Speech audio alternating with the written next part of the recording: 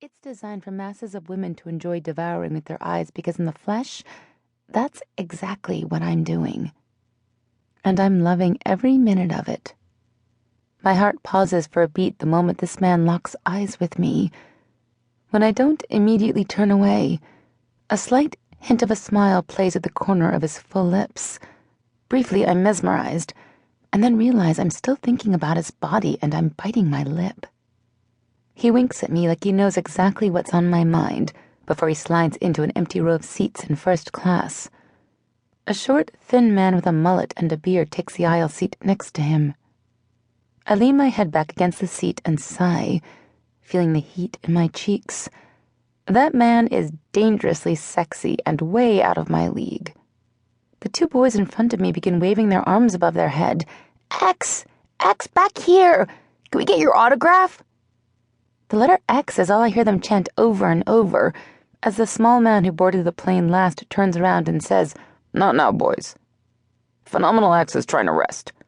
The hot guy beside him must be this phenomenal X person, because after the little man says that to the kids, he immediately leans over and says something to him. Mullet Man nods before turning back around to address the two boys. "Send something up and X will sign one thing for each of you." "All right," exclaims one of the boys as they give each other a high five.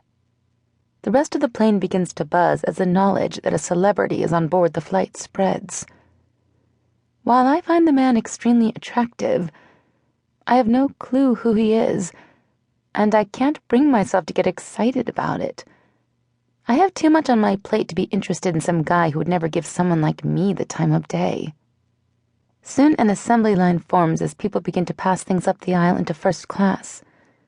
I almost feel sorry for him as it continues through taxiing, takeoff, and while we are up in the air. The poor guy will probably develop writer's cramp before the flight is over.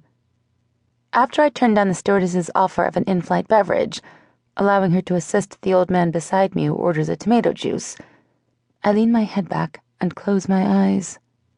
I try not to think about the 100 texts Father's probably sending me right now, each repeating to me over and over that I'm running out of my problems back home. It isn't something I want to keep rehashing with him. My eyes jerk open at the moment something cold and wet covers my legs. My mouth drops open as I stare down at my tomato juice-covered lap. This is so not happening to me. The juice drips onto the floor, and I glance down at my shoes and the bag stuffed under the seat in front of me. Everything is covered. I press the call light to request assistance from the flight attendant with cleaning up, taking care to hold my hands out away from my body. The elderly man next to me frowns as he pushes up his glasses to survey the damage. "I'm sorry, young lady. These old eyes don't see like they used to. I did mean to knock that cup into your lap." I can see the sincerity on his face and offer up a small smile because I don't want him to feel any worse. Accidents happen. No worries. The flight attendant approaches our row and leans over to turn the call light off before glancing down at me. "Oh dear, looks like we've had a bit of a spill here." I stare up at her and wonder how she can be so calm in this situation, but I can tell this is the type of woman who doesn't get worked up easily. There's not one strand of blonde hair out of place in her updo, and her blue eyes sparkle with kindness. I glance down at my soiled clothes. Can I have a towel or something? I checked all my clothing so I don't have anything extra to change into. "Come on up front with me and we'll see if we can get you cleaned up," she replies. I nod, grateful for her offer. Thank you. Anything is better than smelling like rotten tomatoes for the remaining 3 hours of my flight. I glance over at the older man beside me. "Do you mind letting me out?" He begins to move out of the way. "Of course not, young lady."